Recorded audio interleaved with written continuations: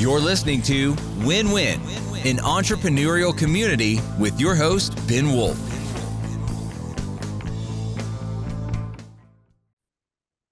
And welcome to the Win-Win podcast, the official podcast of Wolf's Edge Integrators. I'm very excited to tell you the story today of Elise Buie Family Law.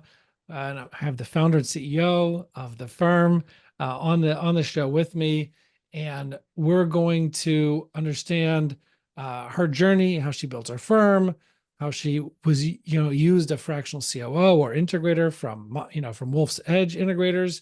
At one point, that actually ended a year and a half ago. So we're really going to get to hear what happened before, during, after, just really hear her story from the point of view of somebody who's actually done it, right? It's very nice to hear Ben Wolf or somebody else out there online or in a discovery call or in a proposal call talking about, hey, what is this? How does it work? What's the value? But I think it's important that we bring these stories to you of people who did it in their own business and hear from them. How it works, who it's for, who it's not for, what their story is. So this is a story of Elise Buie Family Law. So I'm happy to introduce Elise Buie. She is the founder and CEO of Elise Buie Family Law, very good sized family law firm based out of Seattle, but practicing all over Washington State. Former client of ours that ended about a year and a half ago and was with one of our former amazing team members, Jen Hamilton, and would love to share your story. So Elise Buie, welcome.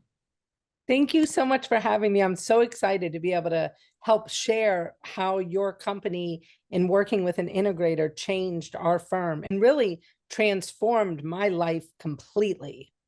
Yeah, I wanna get into that. And when you talked about what it's been like the last year, again, even after we stopped working with us and what life has been like over this past year, that's definitely a story that I think a lot of people are going to be very interested in hearing. And if we could get started with, just give us a quick 2-minute background. Like, let's forget about the events specifically maybe that led you to working with us, but like, what's the story? How'd you start your firm? Like, what's your story? Sure. Well, I started my family law firm in 2015 in Seattle, and I started it mostly remotely at the time. So we were kind of ahead of that COVID remote thing.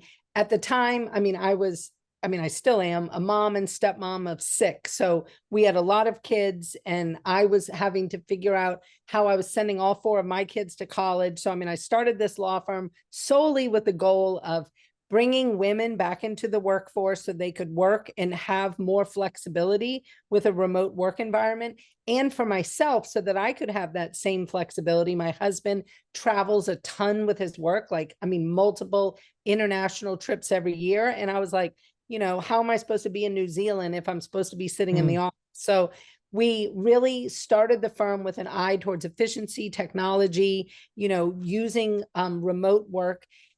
And so the firm was kind of plugging along from 2015 until COVID. We had grown a little. We had gotten to about like 6 or 7 people. We were right at that $1 million mark, right when COVID was starting. And then when COVID started, I kind of probably did what a lot of people did. A little bit freaked out very initially. And, COVID really started out here in Seattle. So we got shut down sooner than anybody else in the country did. And I happened to have a little insight. My kid got exposed to COVID through one of the doctors treating one of the first COVID deaths, long story. But so we found out about like how serious this was going to be. So, I pulled all my team completely to remote, and didn't let them go into the office anymore, and really, took a lot of the steps that the public health nurse recommended. But then I became really scared. I had no idea whether we were going to survive or how that was going to work. And I had a receptionist who was a single mom of 2 kids. And I remember telling my husband and my youngest son, I was like, y'all need to forget about my income, like pretend I have no income anymore. I said, we need to figure out how we're living on Doug's income completely. And I told my son, I was like, you're not going to your fancy private school anymore. You're now going to the public school. I was like, I cannot fire this single mom with 2 kids at the beginning of a pandemic because I don't know what's going to happen fiscally. So I literally did all these whiteboards. It's a joke in our family. 43 whiteboards later, I did all these scenarios to figure out like, how long could we make it with what we had in trust already? If we, didn't get any more dollars, what would it look like? So I tried to figure out and model how would I keep my current employees. And I mean, I looked at, who had a spouse with work, who had health insurance. Wow. It was this whole like holistic thing. I mean, I still have all the whiteboards on my phone. I took a picture of everyone and I labeled it with what the assumptions were so I could go back and analyze it. So, I mean, it was a production.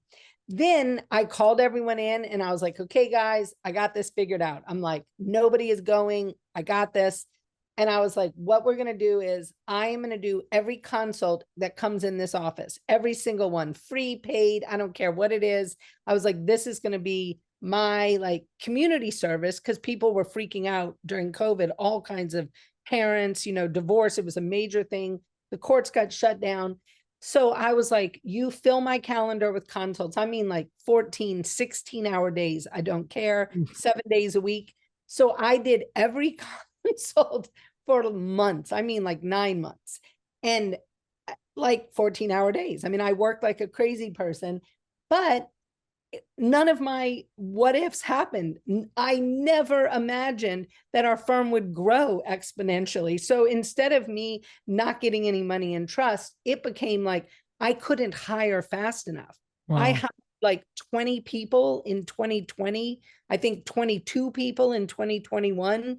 I mean, it was just this constant. Did you hired or had 20 people? Hired. Oh, 20 new people. Wow. Yes. So as you can imagine, when I found you all in 2021, I mean, I had literally just gone through these 2 years of wild growth. And so to say that things were getting away from me was an understatement. I mean, I desperately needed your firm and that fractional integrator model, somebody to come in and be able to kind of tame the beast and really teach me how to lead that many people and how to structure the firm in such a way that it made sense. And I mean, just so many things. I mean, we can talk about all of the things. Yeah. Well, let's pick up that time. Like right before you reached out to us, what were things like? How many people were there? If you don't mind sharing, what was the revenue or profitability? Again, up to you to share. What was that like? What was day to day? Like, where were the pains? What was working? What wasn't working at the time? Yeah. And I'm probably not going to remember exactly, but I mean, probably when we hired you, we were around between $2 and $3 million a year, I think. And our profitability was not great. I mean, because we were hiring so many people. And I was involved in a situation where this person would send me a lot of cases. And so that was a big struggle for me too, was, worrying about getting all these cases from one source and not having a broader marketing spectrum, and so concentration of revenue. Exactly. And so that concerned me a lot.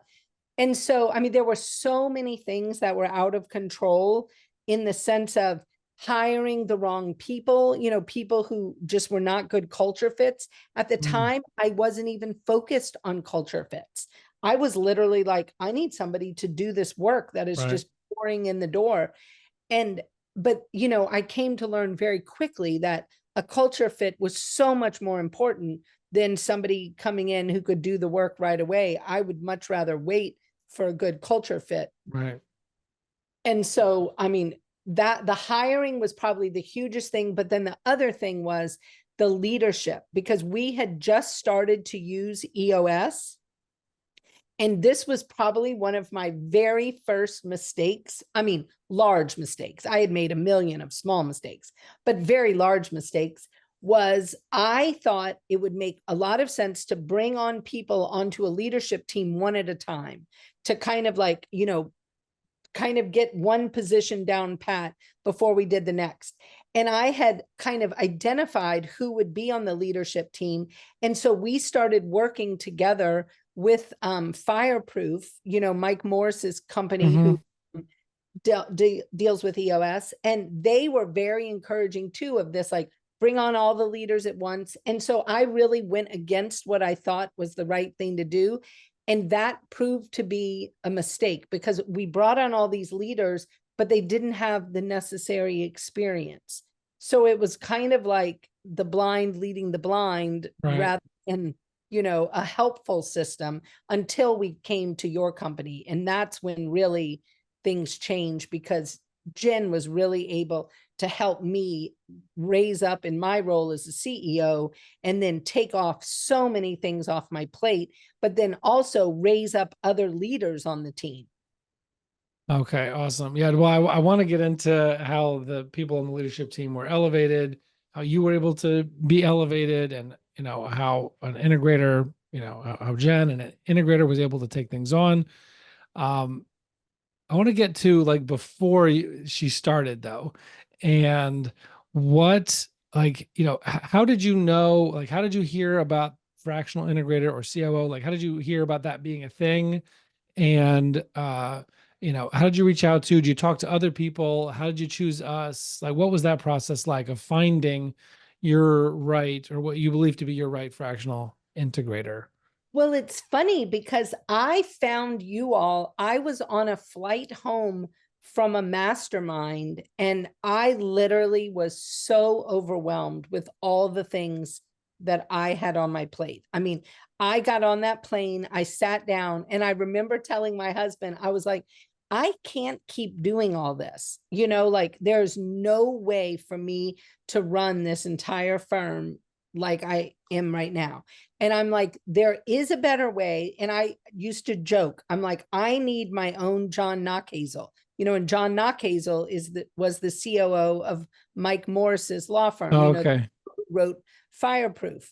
And I was like, but I mean, I can't afford a John Knockhazel. They're like a $200 million PI firm. Do you know what I mean? And Right. John is like the godfather of integrators. He can run a business so well.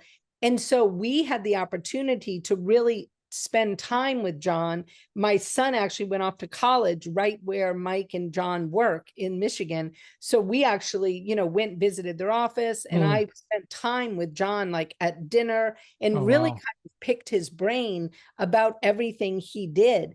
And so it became super obvious to me that it is that role that was the role that I was missing.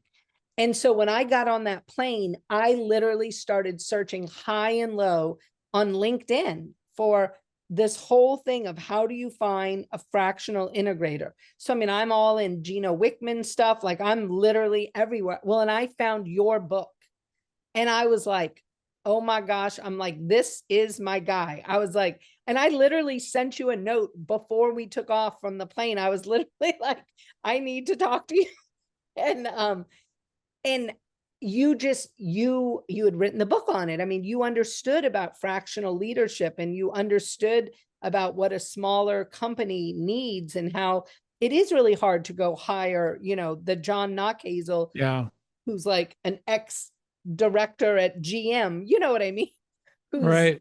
Like I didn't have $500,000 laying around to go hire somebody, to be my John. Right. But instead I found you, and you hooked me up with my Jen. And so then you got a Jen instead of a John. Exactly. So that's great. So tell me about what it was like, right? So I guess, how did you decide to, like, after we talked and we introduced you to Jen, how did you know that, hey, we want to go forward with this? And then after that, like, what was the beginning of the engagement like? How did it start? How did things begin? Well, I knew almost immediately when I met with you and Jen, and especially once I met with Jen, it was clear she and I shared a lot of the same kind of leadership ideas, just like people first kind of thing, and, being like a servant leader, and just like a lot of the same just ideals. So I felt like it was going to be a good fit. And I could tell you were going to be super supportive of her, and that there would be other people on your team. Like if I was maybe giving her something that was outside her wheelhouse, she didn't just have herself, she had your whole expertise, your team. And so, and obviously I could reach out to you at any time as well. So there's this like whole team support, which I think is a big, huge benefit. but it started very much with just like same page meetings with Jen, one, just getting to know each other. Do you know what I mean? Like just becoming comfortable with each other. Right. And I mean, a lot of that is, in my opinion, there's a lot of personal work that I had to do, in that I had to really be honest with who I was. Like I had to tell her, I am a nightmare. Like I am going to, email you like 92 times a day with random things, and they're not going to be organized because I probably have undiagnosed ADHD.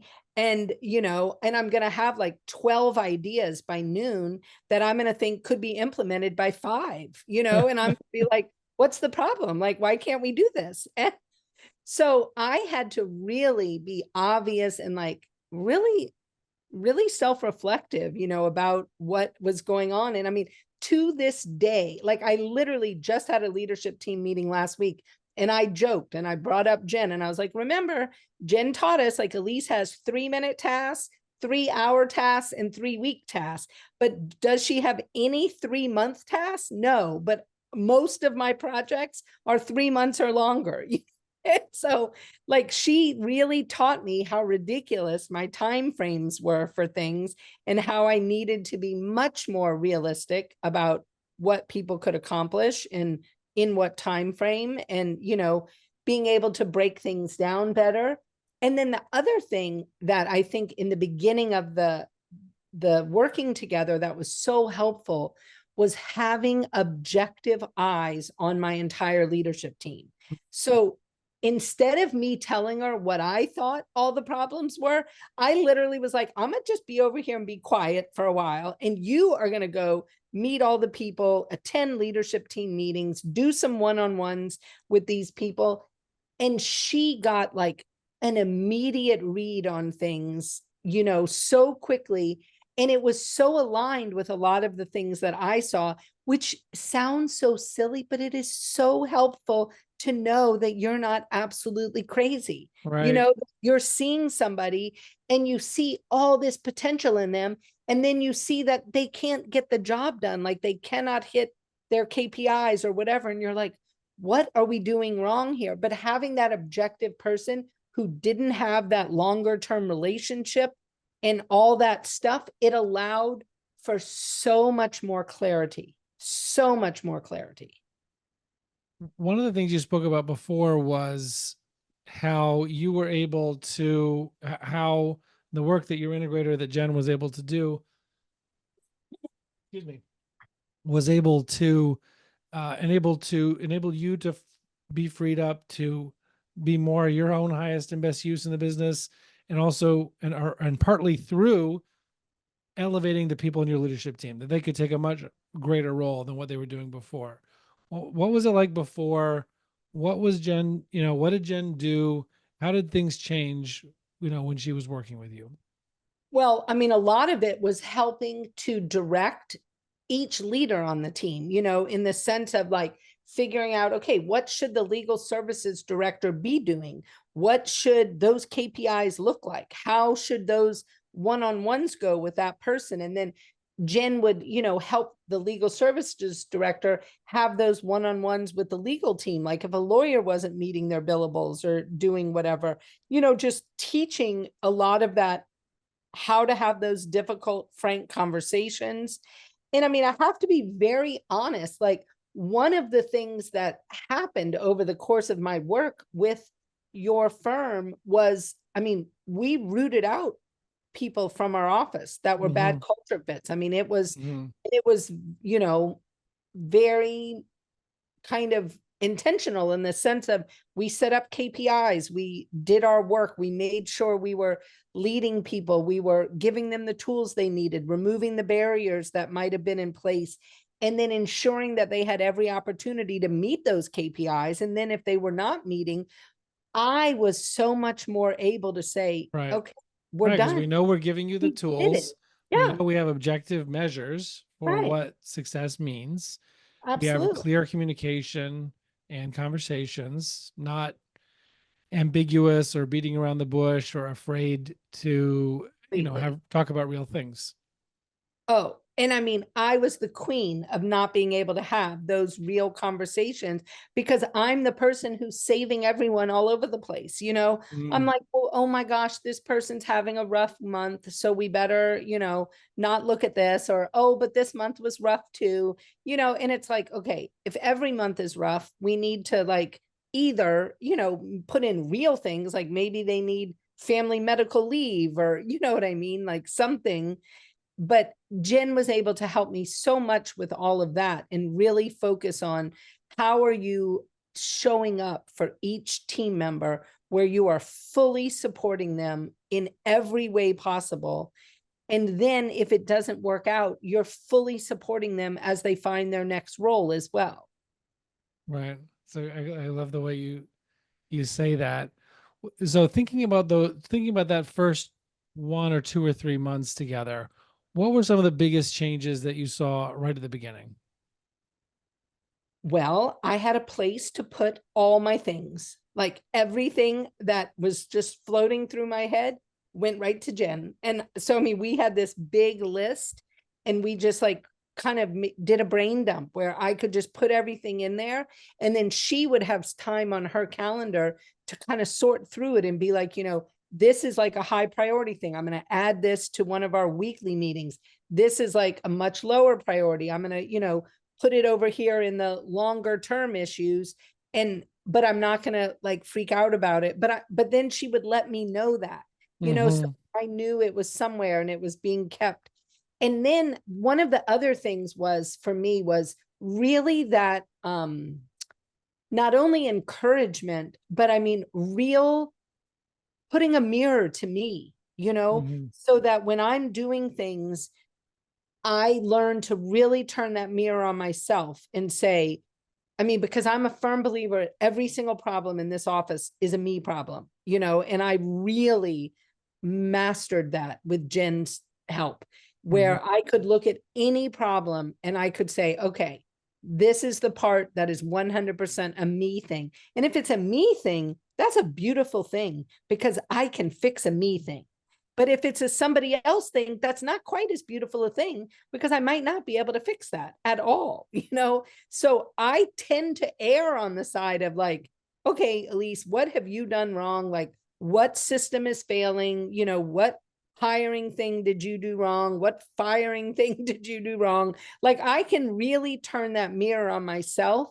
And I have found that to be wildly powerful because I'm able to then stay calm. I'm like, oh yeah, look at me. Problem number 2 million that I created. So here I am. Let's fix it, and I can just like fix, improve, tweak, and go on and do it again. Do you know what I mean? Whereas a lot of them spend all this time like, oh my God, my team is so bad. They don't do this. They don't do that. And it's like, yeah, it's all a leadership thing. And Jen really helped hold that mirror for me. Wow. One of the things, I think it was before we started recording, you were talking about how she helped you realize not just, what to do as a leader or a visionary, but also things to not do. And I don't know if you partially already spoke about this, but what did you mean by that? What did you learn, I guess, to not do that was just as important as the things you learned to do? Well, one of the things was, I mean, I think that we could have been even more direct about things quicker. And so in watching her handle things, there were times that I was like, we could probably have sorted this out a lot quicker if we had been more direct early on and, done things.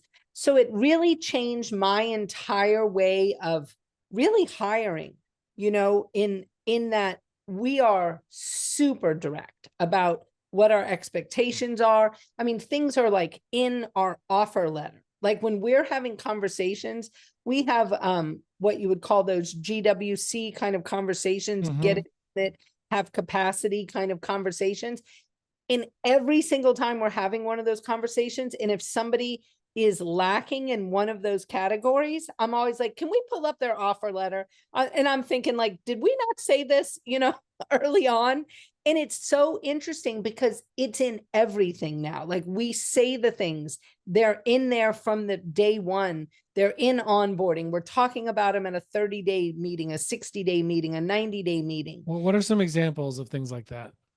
I mean, things like, for a billable firm, we're an hourly billable firm. I mean, this is like probably the biggest example. Everybody talks about billable hours. Nobody defines what a billable hour is. So you have people that are like, oh yeah, I met my billables. And I'm looking at Clio, which is our practice management software. And I'm like, well, it says you met your billables, but when you pull the invoices and then they pay the invoices, there's like a 30-40% difference. So I'm like, what does that mean? That because of write-offs or? Well, that's the thing. You have to go and dig in and figure out what they are. So we have spent lots of time and energy figuring this out. We had discounts, we had write-offs, we had people writing things like, oh, it took me a long time to do this, so I felt bad for the client that maybe it was too long. And so like all these different things. So we then created a definition of a billable hour is an hour billed at your normal hourly rate that is placed on an invoice. I don't hold an attorney to the collection because if there's collection issues, that's on me. Right. 100%. But if it was written off or discounted, that doesn't count as billable. That doesn't count. And so we now call it billed on invoice.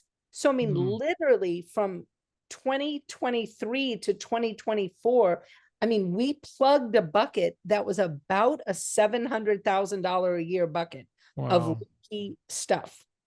And so like, that is a thing. I mean, when we hire people, because in our office, people choose their billable goal and we explain to them, your billable goal is a build on invoice goal. So you need to like think of all the time you might spend discounting and doing whatever and account for that. You know, like don't give yourself some crazy billable goal that you won't be able to reach, you know? And so we're very upfront about that.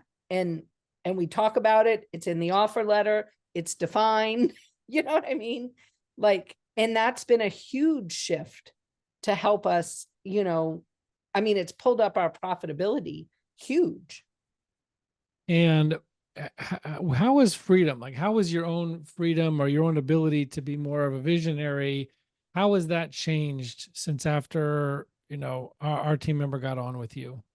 Oh yeah. Well, I mean, huge. That was, so from the entire engagement with your firm, like was over all of 2022. And I have to be really honest, 2022 was a wild year in our firm. I mean, we had some wild stuff go down. I mean, even to the point of, I mean, we had a team member killed in a plane crash. Our bookkeeper was killed in a plane crash, which was, I think I remember hearing about that from Jen. Yeah, wow. Horrible, like, and really difficult to address. And so despite all that, so there's all this craziness happening, yet we're getting calmer and calmer and we're like reining in things. And then by the time the engagement ended at the end of 2022, interestingly, I was literally kind of at the end of my rope. I mean, especially after the death. And then my family, we had like a home flood, this crazy king tide thing on Christmas. And I literally told my husband, I was like, yeah, I'm like, next year, we're not having a big growth year. We're having a year of peace. So like in that meeting on like January 4th for my team, I told them like, we are all like, we're focusing on improving all the things we have now. And I am having a year of peace. And at that moment, I didn't know exactly what that would look like. But within a week or two, I did. And I said that I was going to take a month off every quarter for the entire year of 2023. And the whole goal was to see what else I was involved in that I shouldn't be, you know, like what else needed to be delegated to other people and what other leaders needed to be developed on my team to handle those things. And just as far as like succession planning, like after you lose somebody like Lauren in the plane crash, it became really obvious to me we needed a deeper bench in every position included. And one of the key things that Jen did from your team was she raised up a leader in my office, somebody that probably most people wouldn't have expected to become the COO. Mhm. And so she raised up this person to really take over and be able to move into that role. And so that really allowed me to do this month off every quarter. And so we ramped it up over the year. Like the first quarter, that person, my COO, could contact me, if she had a problem. Then the second time we did it, it was like she could contact me once a week. You know what I mean? And so we ramped it all the way till the end of the year. And I went on a trip to Antarctica for a month. And I had no idea if I'd have any cell service. I mean, Antarctica seems far away to me. Like, I was like, I don't know if there's cell service. So we prepared for me to have no coverage whatsoever. And I mean, for us, that was this huge deal because not only did we build in my time off, we built in the finances in such a way because our firm is closed for those 2 weeks of December. So we had enough revenue and enough money saved and set aside where we could pull it all over, put it in the operating account to handle all the payrolls while I was gone without any worry. That was a big deal to be able to do that. Payroll, is sometimes a stressor for business owners. And it was literally, I was like, look at us, check us out now.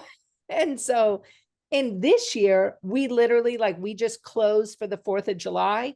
Historically, these closures are a stress for me, not even a wink of stress. Like all the money is set aside in savings. All the finances are like so dialed in. It's crazy. And it's just like, okay, we're closed. Great. I'll pull all the money over. Their payroll will get paid. Boom, done, whatever. And we just announced today, it's funny timing we're doing this. Today, I just announced publicly, I told my team on Saturday, we're moving our firm to a 30-hour work week. So the entire firm will be full-time at 30 hours in January. We're beta testing it right now with several employees. Wow. And when she worked with your new COO, what did that look like to develop someone else into that role? What did it look like to elevate some of those other leadership team members to more fully own their functions of the business and not always be running back to you for things? What did that look like in elevating those people to fully own their functions? Well, I mean, there was a lot of very specific leadership training. Like, we did book clubs and we read books together and we talked about things. We did Clifton Strength Finders all together, and we would like come together and understand like how our strengths played against each other and how they helped each other. She did one-on-ones with every leader in the office, to help them learn and understand like what they needed to be doing. But I have to be really honest. I mean, we moved out a lot of the leaders that were there. I mean, that there was a lot of people that were A lot of it not, was not just elevating people, but finding the but right people and managing. realizing that some of Yeah. those who were there were not going to work out. Yeah, and weren't good fits. They weren't in the right seats on the bus, and they weren't utilizing their strengths. And so, I mean, it was a lot of transformation. I mean, we went through a whole lot of transformation. I mean, and I personally went through so much transformation during that year. And I mean, I would be speaking out of school if I didn't say it was painful as well as beautiful. Do you know what I mean? Because I mean, you're taking a person who has no real experience as a CEO. I mean, and literally saying, okay, Elise, if you really are going to make this firm from 3 million to 6 million and you're going to, do your thing, you got to change. I mean, you need to level up. You need to, make better decisions. You need to be the lower heart rate in every room. And I mean, a lot of that was learned through all of my work with your firm, and Jen is my integrator. It's beautiful. Now, tell me about the coaching and teaching work that you do with other law firm owners. Well, right now I am consulting with law firm owners just on, I mean, mostly on the ideas around data, because I mean, I am a wildly data-driven firm. I mean, we track everything and we try to use data just, as our starting point for every decision we make. I'm not saying we don't put our intuition in our stomachs and it's some, but I mean, data is driving most of what we're doing. And I see so many law firm owners not tracking their data well. So they have that kind of $700,000 leaky bucket, but it's an unknown leaky bucket. Right. Do you and so I work with a lot of law firm owners with data, gathering the right data, making sure they understand it, and leadership. I mean, leadership is a huge thing to me. I mean, I've learned so much about, how important leadership is, and we just aren't taught that as lawyers. And then really helping people understand, with the right data, with solid leadership, how then are you making strategic decisions so that you can move the firm forward toward whatever your vision is, and so trying to get those owners to dig in and really figure out what is their vision for their life and their firm, and then getting that data, getting the leadership, and making those strategic decisions and incrementally getting them there, because it's really as simple as reverse engineering what you want, Right. How you shared with me before that a lot of the firm owners you talk to have a hard time getting their head around the idea that you want to bring in, and that there's a value in bringing in an executive to help make you and the firm and the leadership team of the firm better, to achieve your goals. Seems, it might sound expensive relative to, just having no one in that role, obviously. Right. And, just putting everything on yourself, which, like you said, most lawyers, I mean, I'm a lawyer too, like, recovering lawyer, not actively practicing. And Right. the, and, and so, just like with any profession, not limited to law, you're really good at what your business does. Like, that's your thing. Like, that's your Right. jam. But running a firm, once it gets beyond a certain scale, is not the same thing. It's not the same skill. One does not necessarily transfer to the other. And so, you would share with me, and I think a lot of people who are listening to or watching this can relate, that what, what really value is it? Are they just running your meetings? What are you, Oh my gosh, what no. is, so talk to the people Oh, who are, maybe having a hard time getting their head around what a fractional COO, or even if they would hire a full-time great COO, what's a fractional COO or integrator? What do they actually do? What kind of difference do they make? Talk to people who have a hard time getting their head around what concretely, like, what difference does it make? Why would they do it? What's the ROI? I mean, one, you get all your sanity back, like handed to you, within 3 months, you have gone from a crazy human to a sane human. So just that by itself is huge. But Right. then beyond your sanity, you have this partner in strategic thinking. You have this partner who's having meetings with you, likely once a week, probably at a minimum.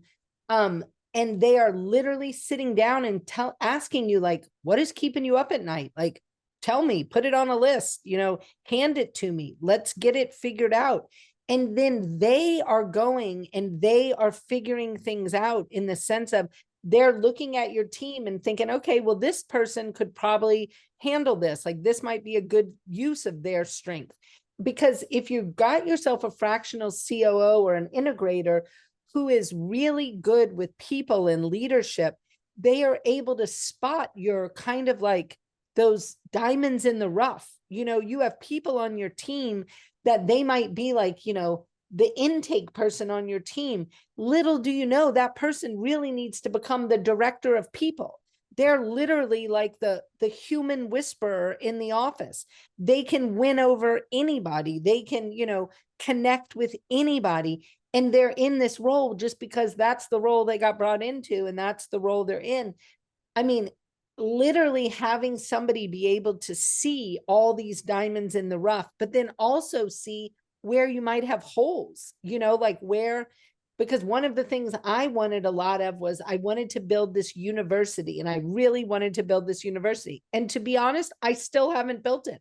I'm still working on it, but it made me realize, oh, this isn't we're going to get somebody to do a little, thing here and there. I need to like go out and find somebody who's got an expertise in teaching and training and developing course materials. So now this is a whole thing that's forecasted in my budget. Do you know what I mean? Like, and I'm not walking around with the same level of, oh my gosh, why don't we have courses built yet? You know, because I'm like, well, at least you don't have courses built because you haven't hired the right person yet, you know? But I mean, it became part of an overarching 3 to 5 year strategic plan, not one of my, oh my gosh, I need to do this in, 3 months because I decided we want this. So literally it has helped me have manage my expectations. It's also helped me raise my expectations, which is a funny dichotomy, but it helped me so much to understand that I needed to be so crystal clear on what the expectations were.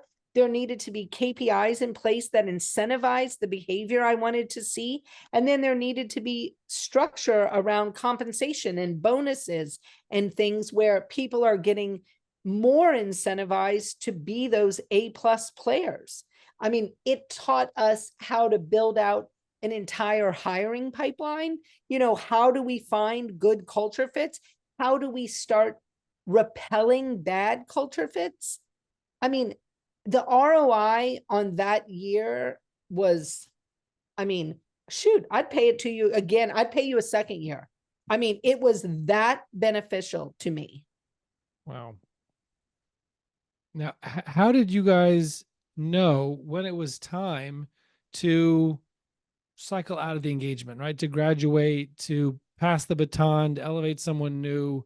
How did Jen or you come to realize that, hey, let's start working on that process? I mean, I think a lot of it was, I think a lot of it was Jen, in the sense of, I think she thought, okay, Elise, you got this. Like, I feel like you've learned a lot of the things that I was trying to teach you.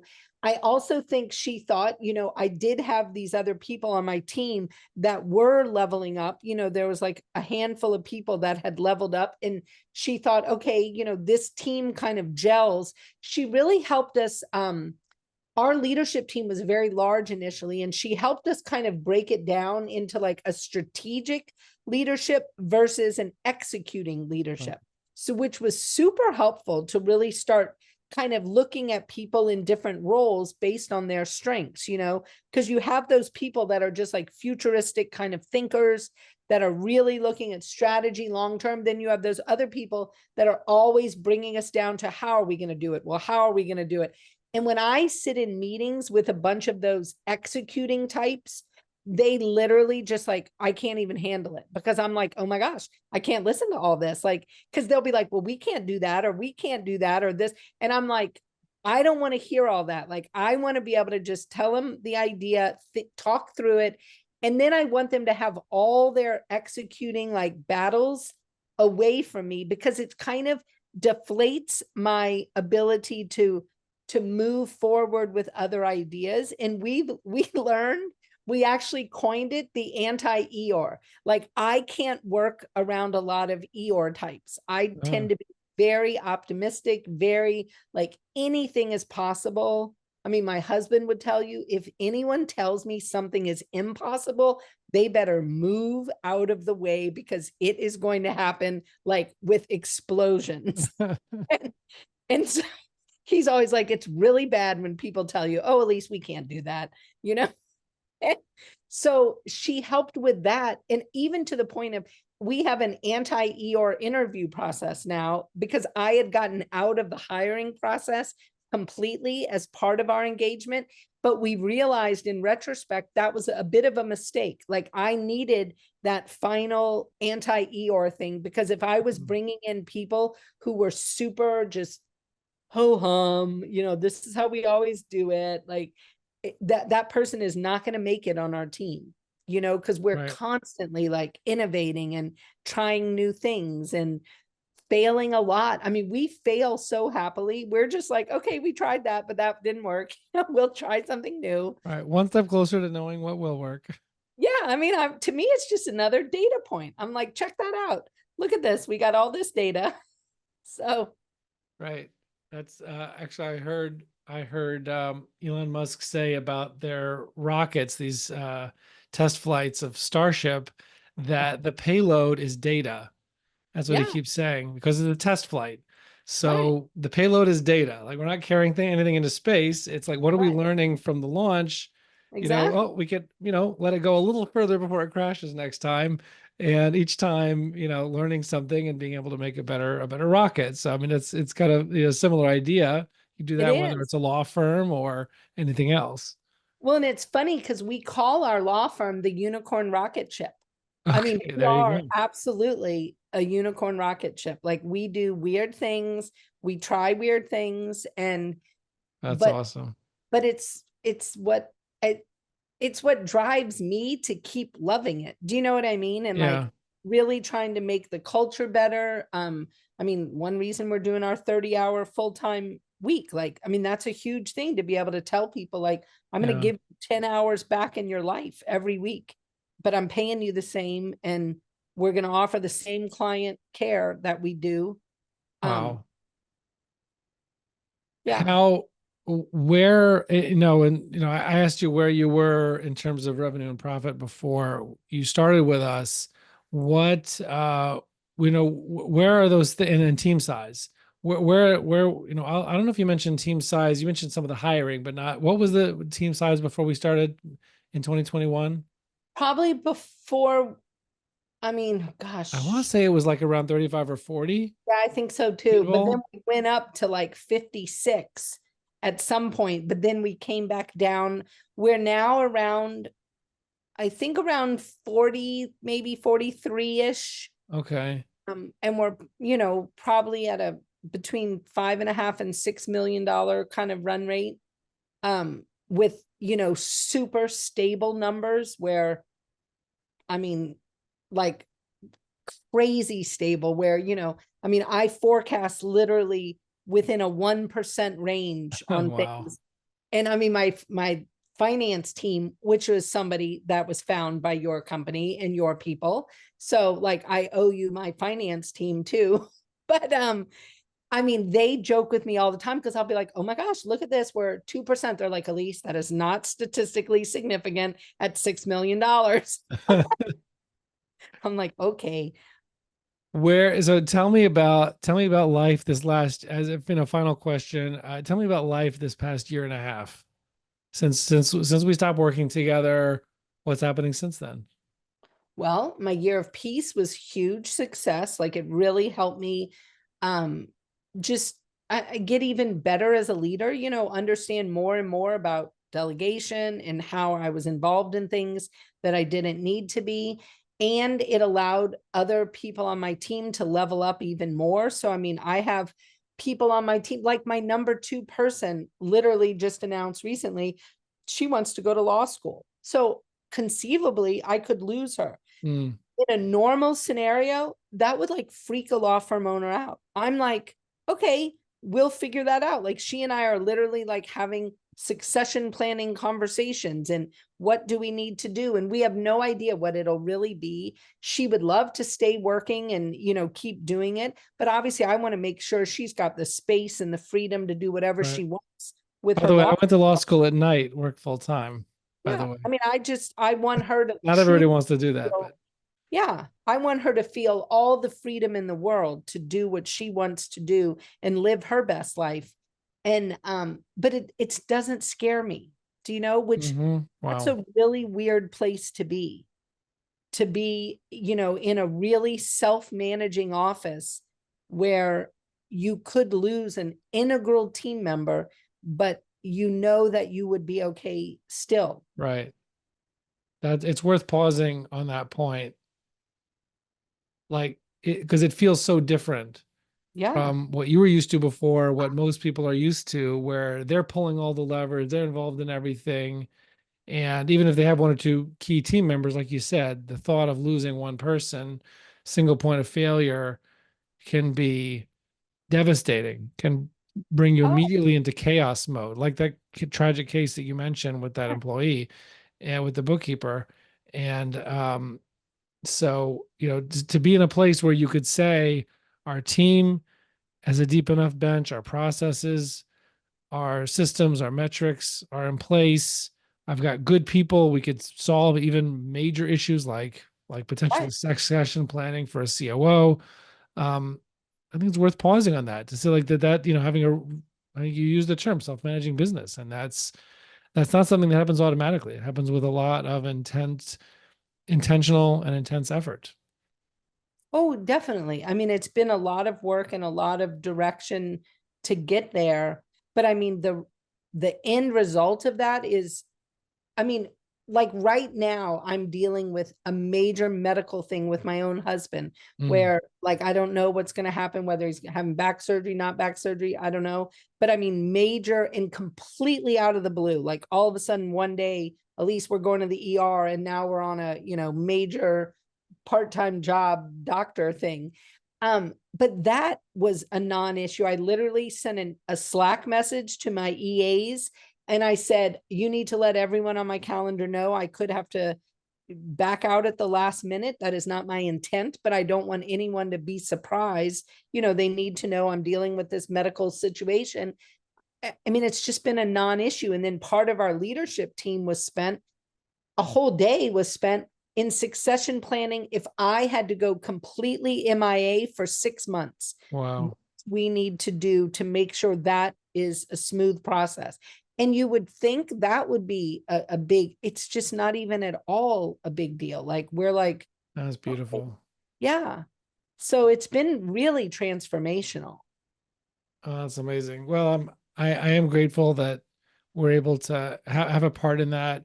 Is there any aspect of your story or anything that happened with us or with your firm that maybe didn't come up or I didn't ask you about, that when you think about other firm owners, maybe other professional services business owners who are contemplating whether, what kind of help they need to, I guess, stop hitting the ceiling again and again on the same issues, month after month, quarter after quarter, year after year. Any other things that maybe, you didn't say yet or I didn't ask about yet that would be good for someone like that to hear? Well, I think that one of the things that I know for some firm owners that I work with, when I talk about this, I mean, they're fearful of the money part. They're like, oh my gosh, this is going to cost a lot. And I have started working with people to make a list, to literally say, like, every time they're thinking of something, and I'll say to them, I'm like, well, that would be a COO or that would be an integrator, and so I'm getting them to start thinking about that. And once you can start seeing all the things that can happen and the amount of freedom you have as the owner to actually dig into some of your things, like our leaky bucket.